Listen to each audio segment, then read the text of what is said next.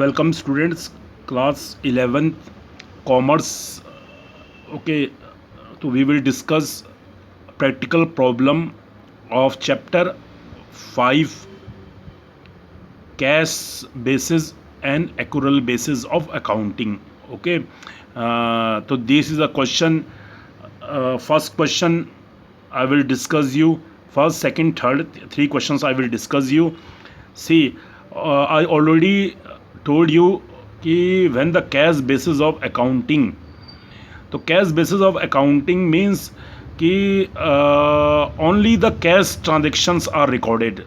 Only the cash transactions are recorded. I already here see cash basis of accounting means कि cash basis of accounting whereby transactions are recorded in the books of account on the receipt and payment of the cash.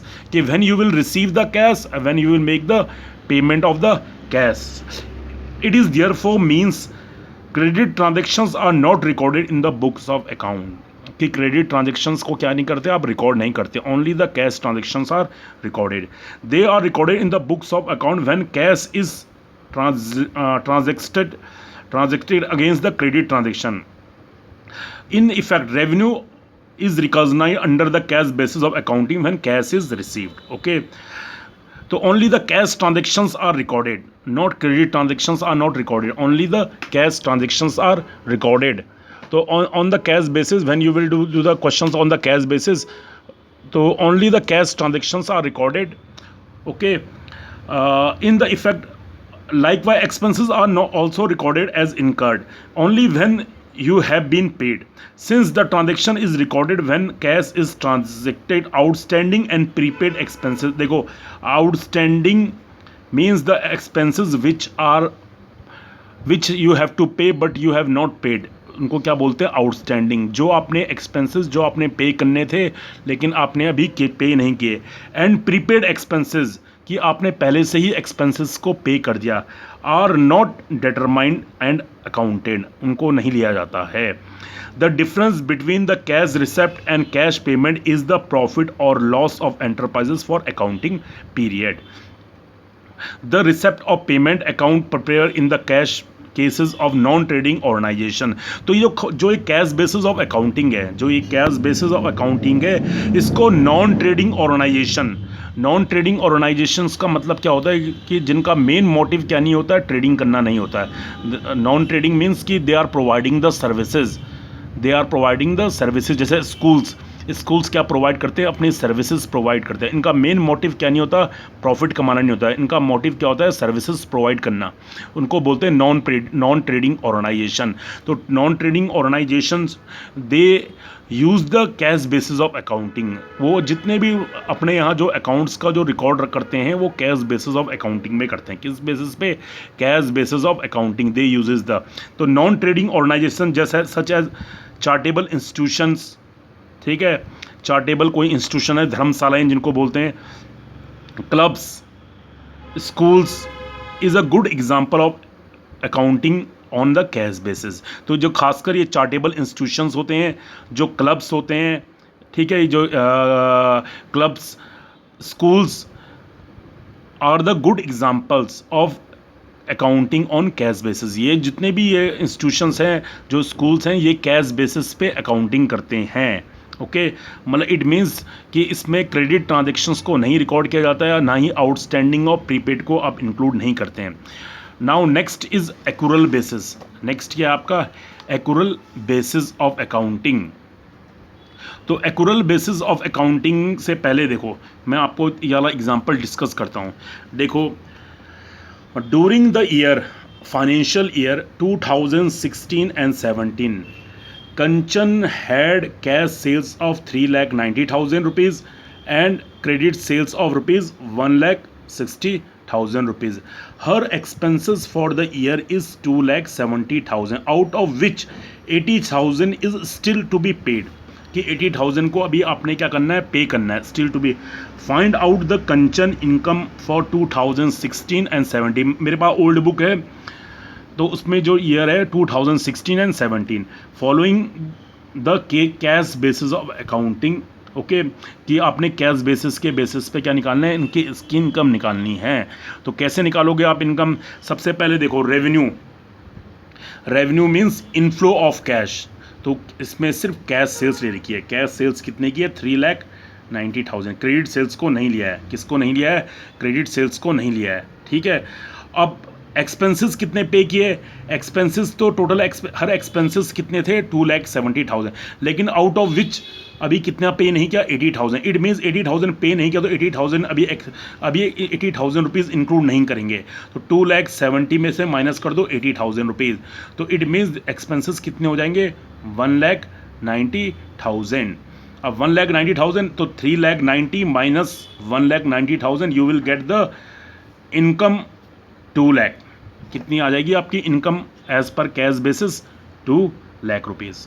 Okay, now अगर आप accrual basis of accounting follow करते हैं, तो accrual basis of accounting means all the trading organisation, जितनी भी trading organisation होती हैं, businesses, सारे के सारे, कोई कंपनी, ये सारे के सारे एक्यूरल बेसिस पे करते हैं। तो accrual basis of accounting is based on the concept of realisation and expirations and follows expirations and follow two bases of accounting: revenue reconciliations and matching principle। Matching principles की जो उस year का expenses हैं वो उसी year से match किए जाएंगे, और जो पर्टिकुलर ईयर के रेवेन्यू होगा वो उसी ईयर का रेवेन्यू माना जाएगा, ठीक है, चाहे वो आपको मिला या नहीं मिला, चाहे। Okay, matching revenue recognition and matching principle. देखिए, रेवेन्यू को रिकॉग्नाइज समझा जाएगा। रेवेन्यू मीन्स की सेल्स होगी तो क्रेडिट सेल्स भी इंक्लूड की जाएगी, cash plus credit sales. And the matching principles, और मैचिंग प्रिंसिपल्स का मतलब क्या होगा? प्रिंसिपल्स का क्या मतलब हुआ कि उस साल के एक्सपेंसेस चाहे वो पेड हुए या नहीं हुए, वो उसी ईयर लिए जाएंगे, उसी ईयर क्या होंगे? लिए जाएंगे। तो उसमें कैश और क्रेडिट सेल्स आती है, और एक्सपेंसेस में दोनों एक्सपेंसेस को इंक्लूड किया जाता है, ठीक है। इसमें मैचिंग मतलब जिस ईयर का जो एक्सपेंसेस है उसी ईयर से मैच किए जाते हैं। तो नाउ सी, इसी क्वेश्चन को देखो, अब आप देखना, therefore under accrual basis of accounting income is earn or accrued during the period whether they are received or not. ये रिसीव हुई या नहीं हुई, it is considered income of that period. चाहे वो आपको रिसीव हुई नहीं हुई, लेकिन वो उसी ईयर की क्या होगी? इनकम होगी। For example, credit sales is included in the total sales of the period irrespective of fact whether the amount has been received or not. Similarly, if the firm has taken a services but has not paid, the expenses will be, ठीक है, चाहे वो expenses pay हुए या नहीं हुए, will be considered for that accounting year, accounted in the books of account in the year when the services taken are not be period in which the payment is made. For example, okay, तो अभी आप देखो, अब मैं आपको इसी question को देखो, सेम यही जो एग्जांपल है इसी के बेसिस पे देखो एक्यूरल बेसिस ऑफ अकाउंटिंग कैसे की जाएगी। तो देखो, एक्यूरल बेसिस पे अगर आपने अकाउंटिंग के बेसिस में अगर आपने जो फर्स्ट वाला एग्जांपल है, taking the figures given in illustration first find out the net income according to accrual basis. तो देखो, टोटल सेल्स में आ जाएगी cash sales plus credit sales, cash sales plus credit sales. तो 3,90,000 plus 1,60,000, you will get 5,50,000। Okay, और expenses देखो, total expenses for the year 2,70,000। 2,70,000 इसमें आपने वो एक्सपेंसेस भी इंक्लूड कर दिए जो आपने पे नहीं किए थे। ओके, तो ये टोटल एक्सपेंसेस हो गया आपके 2,70,000। तो 5,50,000 minus 2,70,000 rupees, you will get 2,80,000 rupees. Okay, तो this is on the basis of accrual basis. तो कैश बेसिस में प्रॉफिट आया था आपका 2 लाख रुपीज़। कैश बेसिस पे कितना प्रॉफिट आया था? 2 लाख रुपीज़। लेकिन एक्यूरल बेसिस पे प्रॉफिट कितना आया है? 2,80,000। Got it. Now we will discuss. आप ये इलस्ट्रेशन को अपने यू कैन सी, मैं आपको देखो, जैसे कि this question see in this question, देखो, during the financial year 2016-17 Mohan has cash sales of rupees 90,000, credit sales of rupees 60,000. His expenses for the year was rupees 70,000, out of which 30,000 rupees to be still to be paid. Find out the Mohan income for 2016 and 17 following the cash basis of accounting. और इसी question को आपने किस basis पे करना है? Taking the figures give in example first, find out the income according to the accrual basis of accounting. Now we will discuss. मैंने इस क्वेश्चन को देखो, this question will be solved on the basis of see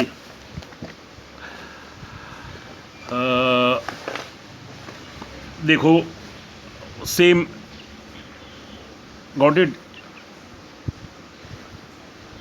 तो पहले देखो accrual basis पे देखो, cash basis of accounting example first. Cash basis of accounting, cash basis of accounting सबसे पहले रेवेन्यू में आप क्या कैश बेसिस में क्या लोगे? You will take only the cash sales. क्या लोगे आप? Cash sales. तो कैश सेल्स से कितने का इनफ्लो हुआ? 90,000 का. कितना इनफ्लो हुआ? 90,000. लेस एक्सपेंसेस 70,000 माइनस, ये पेड नहीं किया था, ये क्या किया था? This was not paid. 70 minus 30 50,000 rupees. Total expenses कितने हो गए? 50,000. तो 90 minus 50 you will get the net income as per cash basis 40,000. ये आपकी इनकम आ जाएगी कैश बेसिस पे. ठीक है. रेवेन्यू, कैश सेल्स और क्रेडिट सेल्स को इंक्लूड नहीं करोगे आप. 90,000 rupees. Expenses outflow of cash 70 minus 30 50,000. 90 minus 50 you will get 40,000. This is the income on the cash basis. तो यहाँ पर देखो credit sales and outstanding expenses will not be considered under cash basis of accounting. Okay, कि on the basis of cash basis credit sales को आप include नहीं करोगे और आउटस्टैंडिंग मीन्स इसको आप क्या नहीं करोगे? इंक्लूड नहीं करोगे. नाउ इसी क्वेश्चन को देखो on the accrual basis how the accounting is done.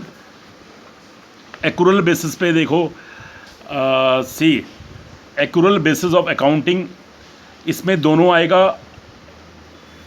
Accrual basis पर रेवेन्यू में क्या आ जाएगा? रेवेन्यू मीन्स इनकम, और you can say from the cash the income which comes. Okay, revenue में क्या क्या आएगा? Sales, cash sales plus credit sales. तो कैश सेल्स कितनी है? 90,000 रुपीज़. क्रेडिट सेल्स है आपकी 60,000. तो टोटल सेल्स कितनी हो जाएगी? 1,50,000 लेस एक्सपेंसेस. इसमें टोटल एक्सपेंसेस मतलब कि इसमें वाले एक्सपेंसेस भी इंक्लूड होंगे. कौन से वाले? ये वाले. ठीक है, इसमें से माइनस नहीं होंगे. तो टोटल एक्सपेंसेस कितना होगा? 70. ये वाले एक्सपेंसेस ये माइनस नहीं होंगे इसमें. तो एक्सपेंसेस कितने हो गए? 70,000 रुपीज़. तो 1,50,000 minus 70 you will get the 80,000 rupees का क्या होगा? प्रॉफिट होगा. Got it. ये है accrual basis of accounting. Got it. Now I will discuss the third question of your exercise. See third question को देखो, अपनी एक्सरसाइज का थर्ड क्वेश्चन देखो. तब मैं आपको तब आप एग्जाम्पल तो मैंने आपको ऑलरेडी डिस्कस किया है. आप इसको देखो Naresh supplies you following information about his income and expenses for the financial year. तो these expenses paid 1,80,000 rupees. Expenses paid in advance not included in above, यानी कि ये इंक्लूड नहीं है अबव. कितना है? 20,000 rupees. Expenses not yet paid 10,000 rupees. Income received 2,40,000 rupees. Income received in advance 15,000 rupees. और income not yet received 12,000. तो आपने इस क्वेश्चन को on the cash basis of accounting और on the accrual basis of accounting solve करना है. तो देखो इसका solution all of you see कैसे इसका सॉल्यूशन करना है.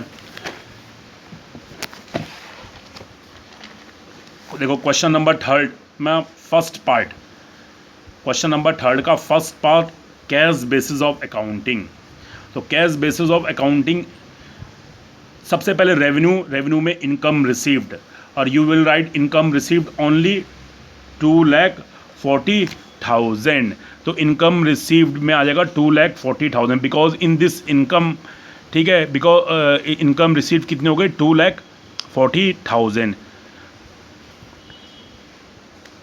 अब एक्सपेंसेस में क्या है, 1,80,000 एक्सपेंसेस पेड, अब प्लस 20,000 क्या है कि these expenses are paid in advance not included in above. तो एक्सपेंसेस पेड इन एडवांस, आपने एक्सपेंसेस को पहले ही पे कर दिया, तो ये भी क्या हो जाएगा 1,80,000 plus 20,000 you will get 2 lakh. तो 2,40,000 और माइनस ये revenue minus A minus B, A minus 2,40,000 minus 2 lakh rupees, you will get 40,000 rupees on the cash basis of accounting, on the basis of cash basis of accounting. This is the answer. Okay, but on when you will do this question on the accrual basis, तो accrual basis पे देखो, जब आपने इस question को solve करोगे तो what will be the answer? देखो accrual basis of accounting में आप जब इस क्वेश्चन को सॉल्व करोगे, सबसे पहले रेवेन्यू इनकम रिसीव्ड 2,40,000 रुपीज़, इसमें इसी इनकम में अब ये पूरा ये 1A पार्ट है, ठीक है, पूरा A पार्ट है। इनकम रिसीव्ड 2,40,000 रुपीज़, ऐड कर दोगे इनकम नॉट येट रिसीव्ड, ये इनकम अभी रिसीव नहीं है बट ये इनकम उस ईयर की इनकम है, तो इसको ऐड कर दो तो कितना आ जाएगा बच्चे, 2,40,000 plus 12,000 rupees, you will gate 2,52,000 rupees. अब इस 2,52,000 रुपीज़ में से आपने लेस करना है इनकम रिसीव्ड इन एडवांस, कि इनकम क्या हुई, एडवांस में रिसीव हुई है, लेकिन ये इनकम उस ईयर की इनकम नहीं है, उस ईयर की क्या नहीं है, इनकम नहीं है। तो 2,15,000 minus 15,000 you will gate 2,37,000। This is the total of revenue, ये ए पार्ट है रेवेन्यू का, ठीक है, ये ए पार्ट रेवेन्यू का। अब एक्सपेंसेस के बारे में, जितना भी खर्चे हुए हैं एक्सपेंसेस पेड 1,80,000 रुपीज़, ठीक है। Expenses not yet paid, expenses क्या नहीं हुए, अभी पे नहीं हुए, लेकिन वो एक्सपेंसेस उस ईयर के हैं, तो उसको इन एक्सपेंसेस को भी ऐड कर दो, 10,000 rupees, 1,80,000 plus 10,000 you will gate 1,70,000 rupees. और इसमें आप एक्सपेंसेस पेड इन एडवांस इनको भी ऐड करोगे, एक्सपेंसेस पेड इन एडवांस, क्योंकि ये भी उसी ईयर के एक्सपेंसेस हैं। Expenses paid in advance 20,000 rupees, you will gate 1,80,000 plus 10 1,70,000 plus 20, तो 1,90,000 रुपीज़, ये आएगा 1,90,000 रुपीज़। अब 2 लाख, अब ए माइनस बी नेट इनकम होगी एक्यूरल बेसिस पे, ए वाला पार्ट ये है 2,37,000 और 1,90,000, तो 2,37,000 minus 1,90,000 rupees, you will get the income on the accrual basis 47,000। Okay, तो ये एक्यूरल बेसिस ऑफ अकाउंटिंग को फॉलो किया जाता है। जो ट्रेडिंग ऑर्गेनाइजेशन होती हैं वो एक्यूरल बेसिस को फॉलो करती हैं, कैश बेसिस को नॉन ट्रेडिंग, और यू कैन से नॉन ट्रेडिंग ऑर्गेनाइजेशंस जैसे स्कूल्स, क्लब, जितने भी बिजनेसेस होते हैं वो एक्यूरल बेसिस को, इसको मैच उस ईयर के एक्सपेंसेस को उस ईयर ही एक्सपेंसेस को मैच किया जाता है उसी ईयर की इनकम से, रेवेन्यू से। Got it? तो आप इन क्वेश्चंस को do in your copy. Okay students, thank you.